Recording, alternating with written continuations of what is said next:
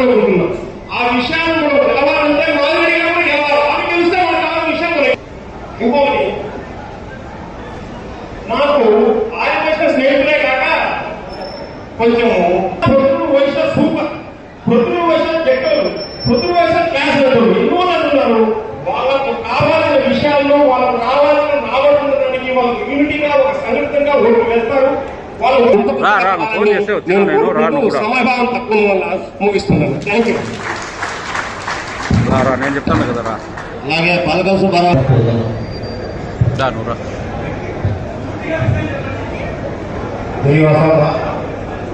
వాళ్ళ బంధువులని, వాళ్ళ కొడుకులు, కోడలు, ప్రతి ఒక్కరు వేరే స్టేట్లో ఉన్నారు. వాళ్ళందరినీ పిలిపించి మనమందరూ పట్టుదలతో మన వయసున్న పేరు నిలబడాలంటే తప్పకుండా తెలుగుదేశం గెలిపించాలా.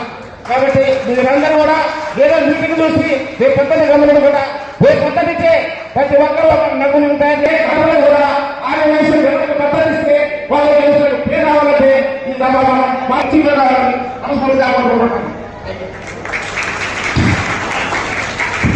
వారు చిరు సందేశం అందించవలసిందిగా కోరుకుంటున్నాం.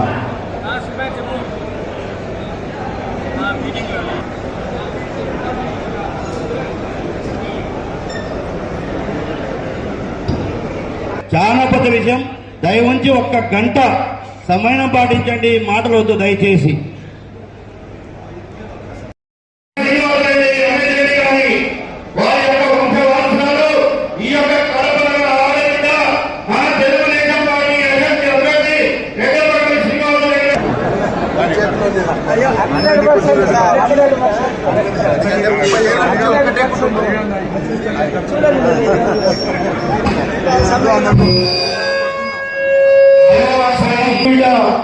మహిళా ట్రైనింగ్ చేసి వారిని మాధవరెడ్డి గారిని సభ వేదికలో ఆశీర్వాదంగా కోరుకుంటున్నాం.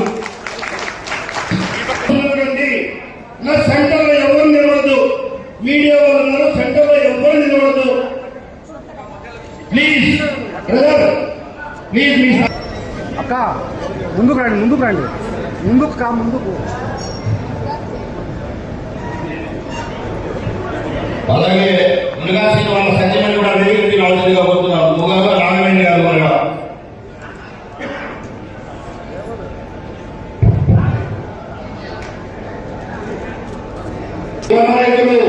మన జమ్మల ముందు పిల్లలు కూడా వేదిక మీదకి ఆశీర్వాదంగా కోరుకుంటున్నాం. వారికి మునగా శ్రీనివాస గారిని ఆనందించవలసిందిగా కోరుకుంటున్నాం.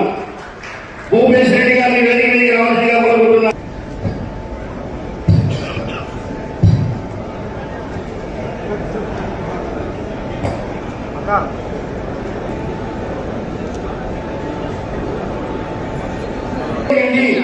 దయవుంచి మీడియా సహకరించండి అన్నా, ప్లీజ్ అన్నా, ప్లీజ్ మీ సీట్ ఆశీర్వాదం రిక్వెస్ట్.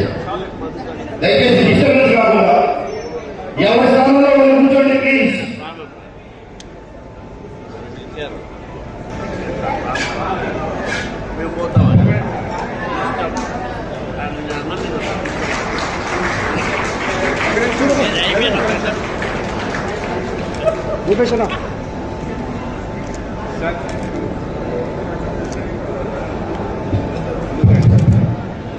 జయవాసని అందరూ కూర్చోండి. ఈరోజు ఈ సమావేశం ముఖ్య ఉద్దేశం మీకు అందరికీ తెలిసిందే.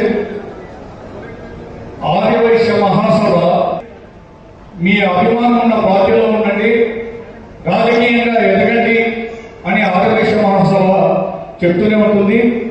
బట్ కేవలమే కాకుండా మొట్టమొదటిగా ఇంత పెద్ద సమావేశం ఏర్పాటు చేయడం కూడా మీ అందరి అభిమానమని నేను మరొకసారి మీ అందరికీ ధన్యవాదాలు తెలుపుకుంటూ చెప్పారు. ఇప్పుడు వచ్చేది టీడీపీ ప్రభుత్వమే. ఖచ్చితంగా మన వాళ్ళందరినీ సంఖ్య 18,000 ఓట్లు ఆర్యవైశ్యాలు ఉన్నాయి. ఇవి ఒక విధంగా చెప్పాలంటే గతంలో జరిగిన ఎన్నికలు కానీ ఈ ఓట్లు ఖచ్చితంగా డిసైడింగ్ ఫ్యాక్టర్ అనేది నా ఉద్దేశం. స్కామ్లు జరుగుతున్నాయి. ఇటువంటి దాని నుంచి మేము ముందుగా కూటమి ఏర్పడి రాష్ట్రాన్ని కాపాడేదానికి మేము కూటమి ఏర్పడతామని చెప్పి క్లియర్గా స్టేట్మెంట్ ఇవ్వడం జరిగింది. అంటే ఇక్కడి నుంచి సెంట్రల్ వరకు అందరికీ తెలిసిపోయింది ఇక్కడ అవినీతి ఎలా ఉంది ఏమని చెప్పి. ఎక్కడ కూడా ఉపాధి అవకాశాలు లేవు.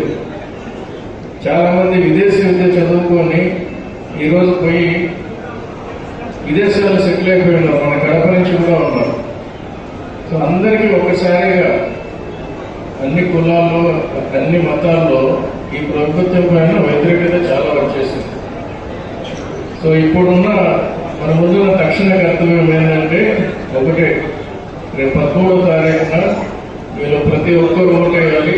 ఈ పక్కింట్లో ఎదురింట్లో కూడా ఓటు వేసారా లేదా కనుక్కొని వాళ్ళని మోటివేట్ చేయాలి. మమ్మల్ని పిలిచి మీతో పరిచయ కార్యం చేసినందుకు ఈ కార్యవర్గానికి అందరికీ నా హృదయపూర్వక నమస్కారం తెలియజేస్తున్నాను. వేదిక మీద ఉన్న పెద్దలకు, వేదిక ముందున్న ఆర్యవైశ్యులందరికీ, పెద్దలకు, మహిళలకు అందరికీ నా హృదయపూర్వక మరొకసారి తెలియజేస్తున్నాను. ఈరోజు ఈ సమావేశం ఎందుకు ఏర్పాటు చేసుకున్నామో మీ అందరికీ తెలిసిన విషయమే. మే 13వ తేదీన జరగబోయే ఎన్నికలలో మీ దగ్గర ఒక ఆయుధం ఉంది, ఓటు అనే ఆయుధం. ఈ ఆయుధాన్ని మంచికి వాడాలని, మంచి చేసేవారిని గెలిపించాలని, విజన్ ఉండే నాయకుడిని మనం ఎన్నుకోవాలని, మన రాష్ట్ర భవిష్యత్తు, మన రాష్ట్రంలో ఉన్న యువత భవిష్యత్తు, ప్రజల భవిష్యత్తు తలెత్తుకునే విధంగా ఎవరైతే పరిపాలన చేస్తారో ఆంధ్ర రాష్ట్రాన్ని, వాళ్ళకు అవకాశం ఇవ్వాలని అడగడానికి మీ అందరి ముందరికి మేము రావడం జరిగింది. ఈరోజు చిరు వ్యాపారులకి సపోర్టుగా వాళ్ళకి వడ్డీ లేని రుణాలు ఇస్తామని చెప్పడంతో వాళ్ళు చాలా సంతోషంగా తెలుగుదేశం పార్టీకి సంపూర్ణ మద్దతు ఇస్తూ ముందుకు రావడం జరిగింది. మేము కూడా కడప నియోజకవర్గంలో మేము చెప్తున్నాము, ఆర్యవైశ్యులకి అండగా ఉంటూ వాళ్ళ సమస్యలను తీరుస్తూ, వాళ్ళు ఈరోజు ఆర్యవైశ్యుల వల్లనే మన ఆర్థిక రంగం ఉంది. వాళ్ళు బాగా వ్యాపారాలు చేసి డబ్బులు సంపాదించి బాగా ట్యాక్స్ కొట్టి మన దగ్గరకు వచ్చే డబ్బులు మనం కూడా వాళ్ళకి స్పెండ్ చేసి ఇచ్చి వాళ్ళ వ్యాపారాలు చేస్తేనే మొత్తం ఇది ఒక సైకిల్. సో సొసైటీకి చాలా ఇంపార్టెంట్ అయిన వాళ్ళు ఆర్యవైశ్యులు. సో వాళ్ళ అభివృద్ధికి, వాళ్ళ సంక్షేమానికి, వాళ్ళ మనసులో ఉన్న కోరికలకు అనుగుణంగా రేపు తెలుగుదేశం పార్టీలో కడప నియోజకవర్గంలో గెలిచి పని చేస్తానని వాళ్ళకు కూడా వాగ్దానం చేయడం జరిగింది. వాళ్ళు కూడా కడప నగర అభివృద్ధికి వాళ్ళకు సంబంధించిన తోడ్పాటు కూడా మాకు అందిస్తారని చెప్పి మాకు సంపూర్ణ విశ్వాసం ఉంది. జై తెలుగుదేశం.